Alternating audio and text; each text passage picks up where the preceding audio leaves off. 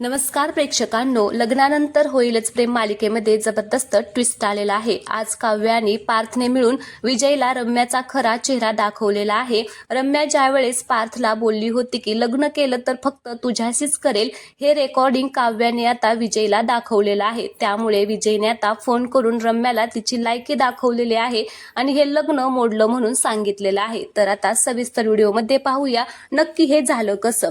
इकडे आता पार्थने ते रेकॉर्डिंग केलेलं तो ते रेकॉर्डिंग दाखवण्यासाठी रूम मध्ये आलेला असतो आणि तो काव्याला ते रेकॉर्डिंग दाखवतो। आता ते रेकॉर्डिंग काव्या ऐकते, ज्याच्यामध्ये आता रम्या बोललेली असते की पार्थ लग्न केलं तर फक्त तुझ्याशीच करणार आहे, त्या विजयशी नाही, अजिबातच त्या विजयशी लग्न करणार नाही। हे सगळं आता काव्या ऐकते आणि तिला जबरदस्त धक्काच बसतो। तर ती पार्थला म्हणत असते की पार्थ काय चाललेलं आहे हिचं, ही तर आता हे किती डेंजर थराला गेलेली आहे, हिला ना अजिबातच काहीच वाटत नाहीये। तर पार्थ म्हणत असतो की तेच तर, मी सुद्धा खूपच टेन्शन मध्ये गेलेलो आहे।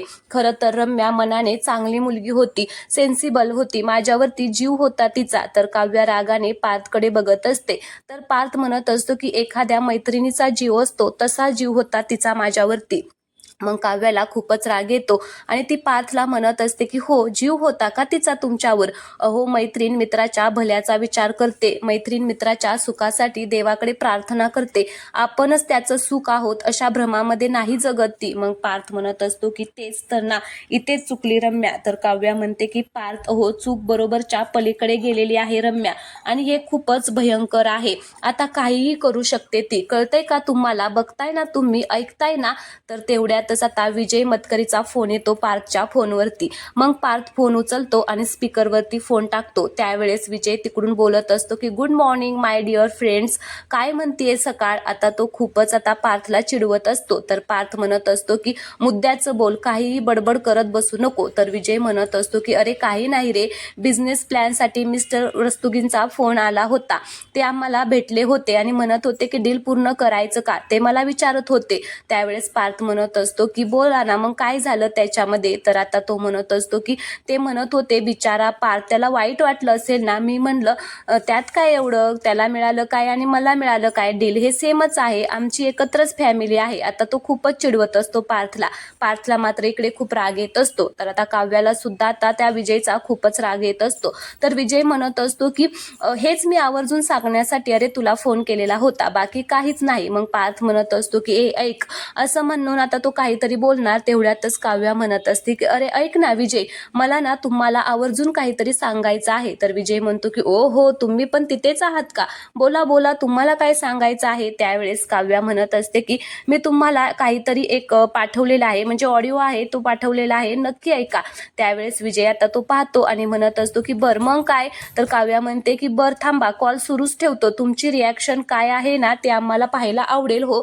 तर आता तो म्हणतो की काय आहे त्याच्यामध्ये एवढं? तर काव्या म्हणते की काल रात्री तुमच्या होणाऱ्या बायकोने माझ्या नवऱ्याला एकांतात बोलवलं होतं आणि त्याच्याशी काहीतरी ती बोललेली आहे, जे सगळं याच्यामध्ये रेकॉर्डिंग केलेलं आहे, खूपच जबरदस्त रेकॉर्डिंग आहे, माझ्या नवऱ्याने केलेलं आहे, तर ते नक्की ऐका, तुम्हाला छान वाटेल। आता विजय इकडे एकदम आता रागाने बघत असतो।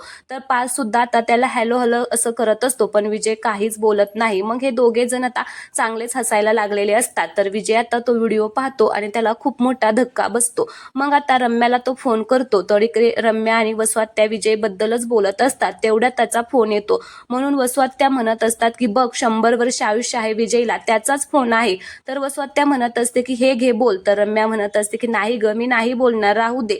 मग आता वसवात्या फोन उचलते आणि स्पीकरवर ठेवते। मग रम्याचा नाईलाज होतो आणि रम्या फोन घेते आणि म्हणते की हॅलो। तर तिकडून विजय म्हणत असतो की हॅलो रम्या शितोळे। आता तो खूपच रागात म्हणतो, म्हणून रम्याला थोडासा आश्चर्याचा धक्काच बसतो की हा असा का बोलत आहे। तर आता तो म्हणत असतो की खोलीत कचऱ्याचा डब्बा आहे का, असेल ना तर मी तुला जी अंगठी दिली आहे ना ती फेकून दे त्याच्यामध्ये, अजिबातच आपण हे नातं आता पुढे न्यायचं नाही, कारण त्याला खूपच राग आलेला असतो। मग रम्या म्हणत असते की तू नक्की विजयच बोलतोय ना, काय झालं तुला? तर विजय म्हणतो की लाज नाही वाटत का ग तुला मला असं बोलताना? हे बघ, तुला जर माझ्याशी लग्न करायचं नसेल तर स्पष्ट सांग, मी सुद्धा काही तुझ्याशी लग्न करण्यासाठी एवढा उतावळा झालेला नाहीये, कळलं का?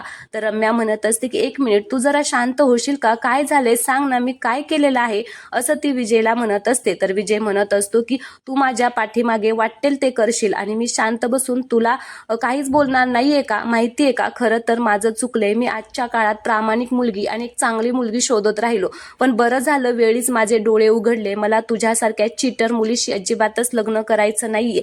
मग रम्याला सुद्धा राग येतो आणि ती म्हणते की mind your language Vijay, cheater कोणाला म्हणतोयस तू, तर तिकडून विजय म्हणतो की तुला.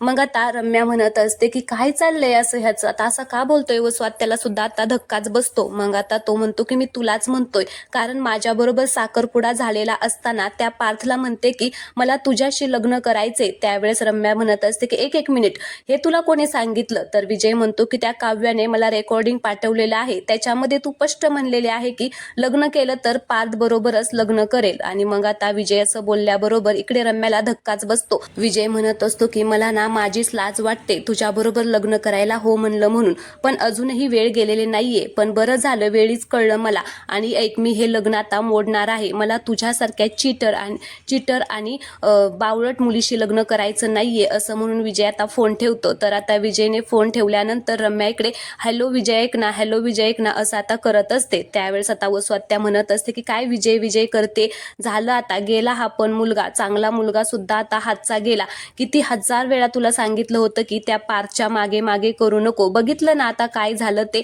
मग रम्या म्हणत असते की आता तू बघच आई मी काय करते ते, एक डाव ती, आता तू बघच आई, ती रम्या एक डाव जिंकलेली आहे ना, तर पुढचा डाव आता मी जिंकणार आहे, नाही त्या रम्याला माझ्या पाया पडायला येऊन लावलं ना तर नावाची रम्या शितोळे नाही, असं म्हणून रम्या आता खूपच चिडलेली असते.